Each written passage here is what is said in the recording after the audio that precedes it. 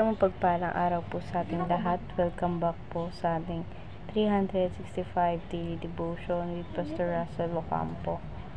So, ang topic po natin for today ay bakit dapat basahin ng buo ang Bible, at mayroon tayong concept na systematic theology. Systematic theology is the careful study that asks, what does the whole Bible teach us today about any given topic? Unlike mere collecting of verses, it organizes by biblical truth into a unified system that helps us understand God, His work, and His will, constant way from the creation to salvation. The whole counsel of God speak with harmony, Scripture alone for our ultimate authority. This means the systematic theology must flow from the unity of God's Word, centered on Christ and His redemptive work. It equips believers to think biblically, live faithfully, and guard against error. At makita po natin ito sa Luke chapter 24 verse 27. Sabi dito, "In the beginning with Moses and all the prophets, he explained to them what was the said in all the scripture concerning himself." Sa Tagalog po, at nagmula kay Moises at sa mga propeta, ipinaliwanag niya sa kanila ang mga bagay tungkol sa kanya sa lahat ng mga kasulatan. At ngayon po, share ko po yung mga natutunan ko sa naging topic po natin for today. Sisimulan po natin sa teaching. First teaching po natin, the Bible is meant to understood as the whole. So, yung Bible daw po pala, kailangan daw po pala natin intindihin lahat yung nasasaad doon sa loob ng Biblia.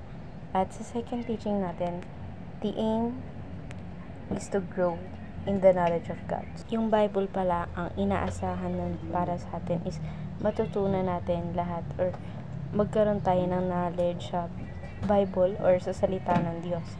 At sa second application naman natin, know Jesus from Genesis to Revelation. So, kung gusto mong makilala pala ng buo si God, so, kailangan mong basahin sa Bible yung from the Genesis to Revelation. Sa third teaching po pala natin, the goal is to obey and glorify God. So, ang sabi pala sa Biblia, kailangan pala natin sundin at i-glorify ang ating Lord at hindi ang ibang mga tao o ibang Diyos-Diyosa. At sa application natin ngayon, read all and not just a bit, bites and pieces. So, kailangan natin parang basahin ng buo yung Bible, hindi yung pakonti-konti lang or yung mga verses lang na nababasa natin. Sa second application, test your belief in light of the whole Bible. So, kailangan mo din pala i-test yung paniniwala mo bilang isang anak ng Diyos through the Bible. Sa third application natin, know Jesus from Genesis to Revelation. So, dito po pala nasabi na kung gusto mo palang pakilala si God, kilalanin mo siya doon pa lang sa Genesis hanggang sa Revelation.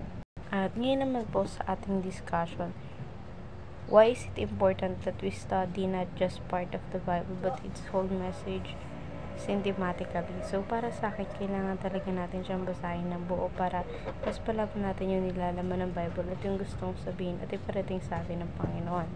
At sa ating alternative question, what have you learned from this devotion? So, natutunan ko sa devotion natin ngayon na kailangan natin basahin yung Bible, hindi lang sa kagustuhan natin, kung hindi, ayun din yung will ni Lord para sa atin. At sa second alternative question, how can you practically apply devotion? So, may apply ko sa sarili ko na kung magsisimula ako sa Bible magbasa, it should start from Genesis hanggang sa Revelation. Kung sa ganun, mas lalo kong makilala ang Diyos. So, ayun lang po for our today's discussion. Thank you for watching.